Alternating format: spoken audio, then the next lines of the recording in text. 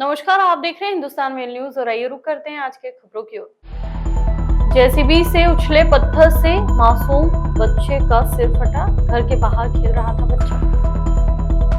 Indore high court में धार भोजशाला मामले की सर्वे रिपोर्ट हुई पेश। 2000 पन्नों की रिपोर्ट एएसआई ने सौंपी। शहर के कई इलाकों में तेज बारिश, कई इलाकों में बादल छाए तो कहीं धूप निकली। राज्यसभा परीक्षा 2024 के पद बढ़ाने की मांग। एमपीपीएससी के बाहर बारिश के बीच अभ्यर्थियों ने किया प्रदर्शन।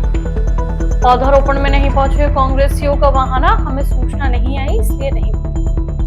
भील प्रदेश मुक्ति मोर्चा ने कलेक्टर कार्यालय पर किया प्रदर्शन। राष्ट्रपति प्रधानमंत्री इंदौर जिला कलेक्टर के नाम का ज्ञापन सौंपा।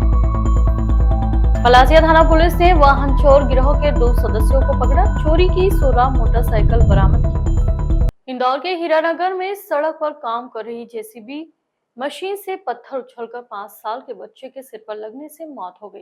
घटना सोमवार सुबह हुई। परिजनों ने आक्रोश जताया।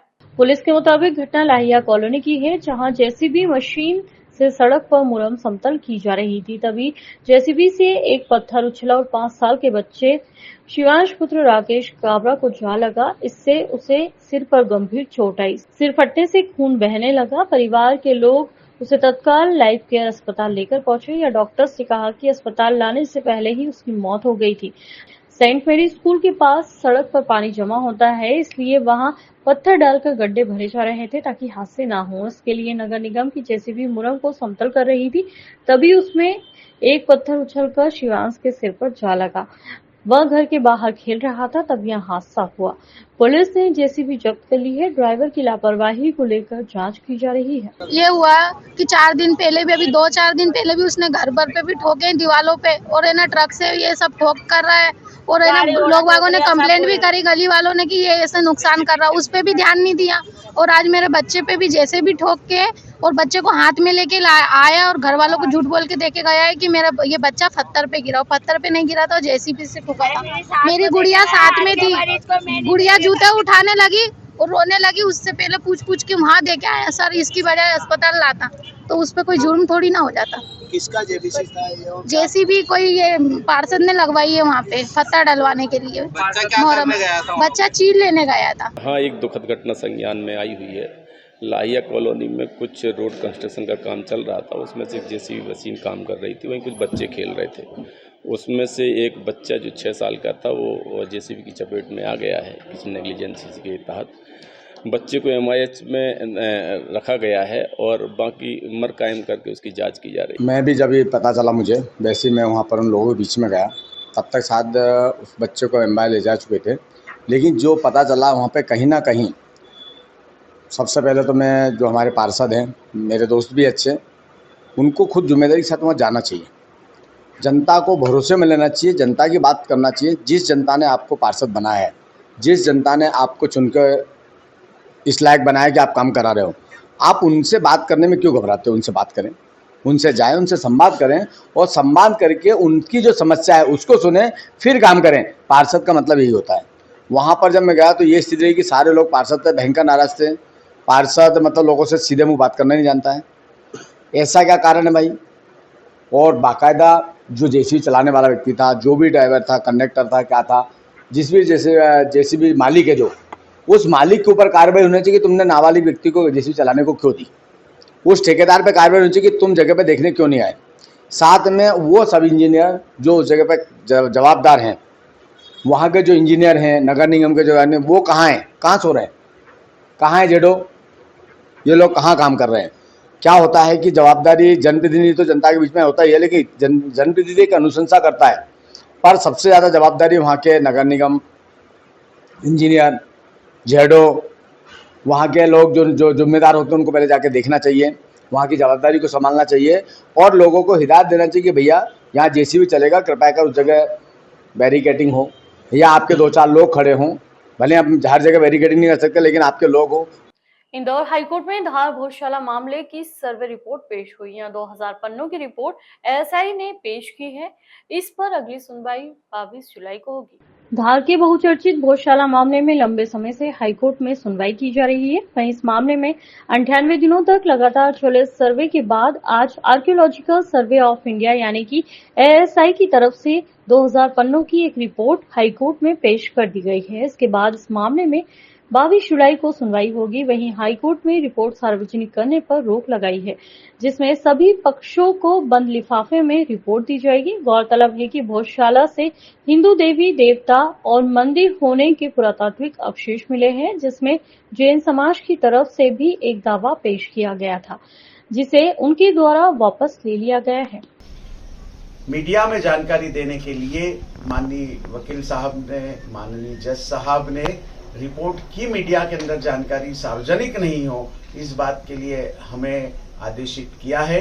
किंतु हमें पूरा विश्वास है कि जिन तथ्यों के आधार पर जो भोजशाला दिखती है, जो भोजशाला देखी जा सकती है, स्तंभ स्तंभ, पाषाण पाषाण, और हमारा यह शुरू से दावा रहा है कि यह राजा भोज द्वारा सन 1034 में निर्मित मां सरस्वती मंदिर है, भोजशाला है, परमार कालीन यह स्मारक होगा। तो हमें पूरी उम्मीद है कि जिन मांगों को लेकर हम माननीय हाईकोर्ट में गए हैं कि हिंदू समाज का पूर्ण आधिपत्य भोजशाला पर हो, वहां पर नमाज बंद हो, मां वाग देवी की प्रतिमा लंदन से लाकर गर्भगृह में स्थापित की जाए, 24 घंटे 365 दिन हिंदू समाज को बिना किसी रोक टोक के, बिना किसी प्रतिबंध के वहां पूजा अर्चना का अधिकार मिले। ये सारे रास्ते साफ होंगे इस रिपोर्ट से, और इस रिपोर्ट से हिंदू समाज का भोजशाला पर आधिपत्य होने का रास्ता साफ होगा।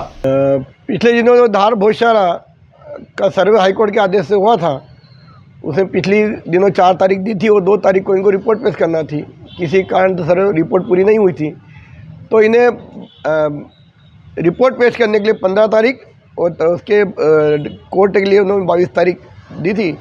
इसमें कल मतलब आज रिपोर्ट पेश हो गई हो, कल सबको मेरे ख्याल से वकीलों को सबको प्राप्त हो गई है।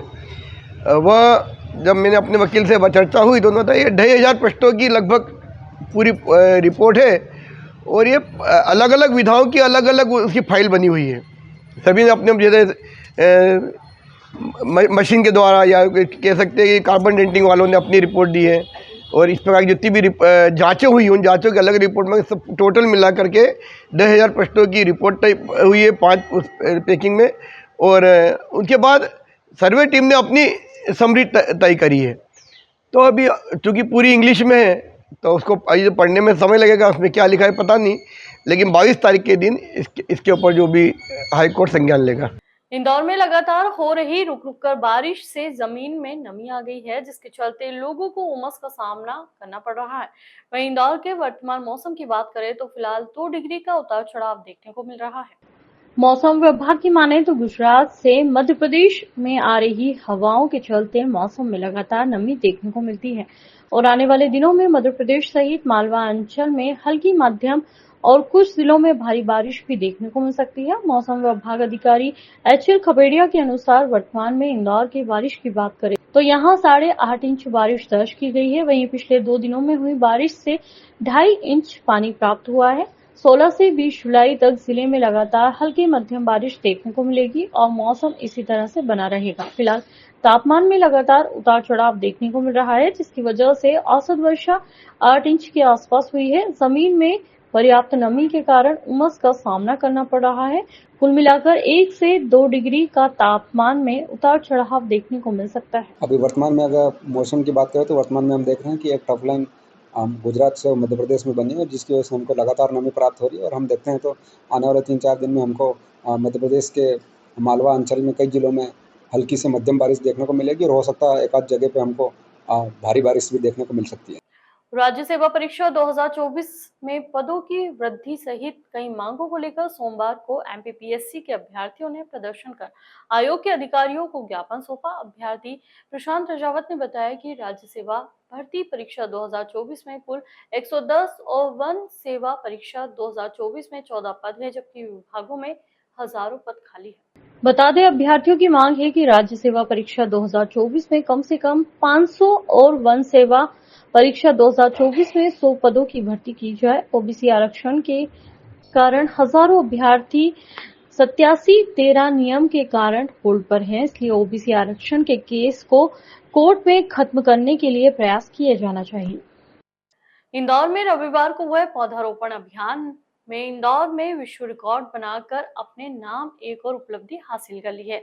वहीं इस रिकॉर्ड में कांग्रेस ने अपनी मौजूदगी दर्ज नहीं कराई है। कांग्रेस को इस अभियान में हिस्सा लेने के लिए खुद मंत्री विजयवर्गीय कांग्रेस कार्यालय निमंत्रण देने गए थे, लेकिन इसके बाद भी कांग्रेसी पौधा लगाने नहीं पहुंचे। बताया जा रहा है कि मंत्री कैलाश विजयवर्गीय ने शाम तक रेवती रेंज अभियान स्थल पर कांग्रेसियों का इंतजार किया था। पूरे मामले में एडिशनल डीसीपी राजेश दंडोतिया के मुताबिक काउजी बाजार थाना क्षेत्र स्थित मोती तबेला पर फुटपाथ पर ठेला व्यापारियों को हटाने को लेकर पहले सूचना दी गई थी। उसके बाद नगर निगम के अधिकारियों द्वारा नगर निगम के कर्मचारियों का विवाद हो गया, जिसका वीडियो भी सोशल मीडिया पर जमकर वायरल हो रहा है। पूरे मामले में नगर निगम कर्मचारी द्वारा इमरान, सलमान, हसन, जब्बार, राजू, सौरभ पर शासकीय कार्य में बाधा की धाराओं में प्रकरण दर्ज कराया है। तो वहीं जिन व्यापारी के साथ मारपीट हुई है, उन्होंने भी एक आवेदन दिया है, जिसकी पुलिस जांच कर रही है। कर दिया गया है। अब जब वहां आएंगे तब हम स्थान बता देंगे। भील प्रदेश मुक्ति मोर्चा भील इंदौर कलेक्टर कार्यालय पर प्रदर्शन किया गया। राष्ट्रपति, प्रधानमंत्री और जिला कलेक्टर के नाम का ज्ञापन सौंपा गया। पास पर आने वाले दस्तूर गार्डन में पिछले दिनों चोरी की वारदात हुई, जिसमें लगे हुए सीसीटीवी फुटेज खंगाले गए तो कुछ नाबालिग बच्चे और महिलाएं और दस्तूर गार्डन के नजदीक खेत के रास्ते से चोरी की वारदात को अंजाम देते हुए नजर आए थे। पूरे मामले में पुलिस ने सीसीटीवी फुटेज के आधार पर मूसाखेड़ी में रहने वाले पूरे परिवार को गिरफ्तार कर लिया है और उनसे चोरी किए गए डीजे, वहां साउंड सिस्टम और अन्य सामग्री भी बरामद कर ली गई है, जिसकी कीमत 5 लाख रुपए बताई जा रही है। फिलहाल पुलिस पकड़े परिवार से विभिन्न पहलुओं पर पूछताछ में जुटी हुई है, ताकि अन्य चोरी के मामले में भी खुलासा किया जा सके। भारत की इस मूल संस्कृति मानव समूह के देश संरक्षण के लिए भील प्रदेश राज्य गठन आवश्यक है। भारत भूमि की मूल मिट्टी की मूल उपज भील आदिवासी है। पश्चिमी भारत के इस इलाके में ईरानी, यूनानी, पार्थियन, शक, कुषाण, हूण, अरब, तुर्क, मुगल, विदेशियों के वंशज भी आकर बसे, जिससे भारत की मूल संस्कृति, सभ्यता, बोली, धर्म के अस्तित्व में रक्षार्थ भील संस्कृति, भाषाई, ऐतिहासिक क्षेत्र को जोड़कर भील प्रदेश राज्य का गठन किया जाना चाहिए, मगर आजादी के बाद यह अब तक नहीं हो पाया। भील आदिवासी समाज के लोगों द्वारा भील प्रदेश बनाने के लिए माननीय महामहिम राष्ट्रपति महोदय को, प्रधानमंत्री महोदय को और गृह मंत्री महोदय के लिए ज्ञापन दिया गया है, जो कि कलेक्टर साहब महोदय के माध्यम से संबंधित महामहिम की ओर भिजवा दिए जाए। हमारे राष्ट्रपति महोदय को एक ज्ञापन हम लोगों ने दिया है आदिवासी समाज की ओर से कि जो हमारे इंडिया में जो एक अलग स्टेट डिमांड कर रहे हैं, जो राजस्थान, गुजरात, मध्य प्रदेश और महाराष्ट्र, जो भी हमारा ट्राइबल एरिया है, जहां हमारी 100% पॉपुलेशन है, तो उस हिसाब से हमने राष्ट्रपति से महोदय से ये मांग की है कि हमारे एक आदिवासी अलग राज्य बनाया जाए, ताकि हमारा आदिवासी के कल्चर और जो रीति रिवाज उनका संरक्षण भी हो और हमें हमारे फंडामेंटल राइट्स है वो हमें मिले। इसीलिए आज ये पूरे इंडिया में ही मेरे साथ ज्ञापन दिया जा रहा है, ब्लॉक स्तर पर, तहसील स्तर पर, जिला स्तर पर, सभी दूर के। आज इस संबंध में राष्ट्रपति महोदय और चीफ जस्टिस और गवर्नर और सीएम साहब लोगों को हिसाब से हमने ये ज्ञापन दिया है। हमने भील प्रदेश की मांग तो की ही है, जो कि हर साल हम करते हैं, 15 जुलाई को ज्ञापन देते हैं। इसी के साथ में हमने 9 अगस्त विश्व आदिवासी दिवस जो होता है, उसके लिए भी हमने छुट्टी की मांग की है। कुछ वन अधिकार कानून बनाए गए हैं, जो कि हमारे आदिवासी बाहुल्य जो क्षेत्र है वहाँ पर वो नुकसान पहुँचा रहे हैं, तो हमने उसे भी निरस्त करने की मांग की है। इंदौर शहर में बढ़ती चोरी और नकबशी की वारदातों की रोकथाम के लिए इंदौर पुलिस लगातार कार्रवाई कर रही है। इसी कड़ी में इंदौर की पलासिया थाना पुलिस को एक बड़ी सफलता हासिल करते हुए एक चोर गिरोह के 2 सदस्यों को गिरफ्तार किया। एडिशनल डीसीपी जोन 1 राम सनेही मिश्रा ने मीडिया को जानकारी देते हुए बताया कि पलासिया थाना क्षेत्र में हुई कुछ वाहन चोरी की घटनाओं के सीसीटीवी फुटेज देखने के बाद पुलिस को कुछ संदिग्ध मिले, जिनकी आसपास के गांवों के लोगों को दिखाने के बाद 2 लोगों को पलासिया थाना पुलिस ने हिरासत में लिया, जिनका नाम विनोद और महेंद्र है, जो कि गिरोह के सदस्य होना बताया गया। फिलहाल पूरे मामले में पलासिया पुलिस ने आरोपियों से 16 दोपहिया वाहन बरामद किए हैं। आरोपियों का पूर्व में भी आपराधिक रिकॉर्ड है। पलासिया थाना पुलिस अब आरोपियों को रिमांड में लेकर अन्य मामलों की पूछताछ करेगी। ये बेसिकली क्या है कि कुछ कॉमन मोडस ऑपरेंडी थी वाहन चोरों की, तो ये देखा गया कि उस जगह के कुछ फुटेज निकाले गए और कुछ ऐसी तस्वीरें आई जिसमें से कुछ कॉमन लोग दिखे, तो उनका फिर डायरेक्शन देखा गया। हमारी पूरी टीम लगी थाना पलासिया की, तो डायरेक्शन देखा कि देवास नाके तक उनकी लोकेशन मिली हुई है। उस पर से कुछ आसपास के गांव के लोगों को फुटेज दिखाए गए, उसमें से कुछ लोगों की शिनाख्त की हुई थी। उसमें से फिर 2 लोगों को उठाया गया, उसमें से एक विनोद है और दूसरा मयंक है। ये कंजर डेरा के हैं, चढ़ावत के। तो इनके द्वारा अपराध स्वीकार किया गया और इनके बजाय कब्जे से 16 मोटरसाइकिल जब्त की गई हैं और पुलिस अब रक्षा में लेकर के इनसे पूछताछ जारी है।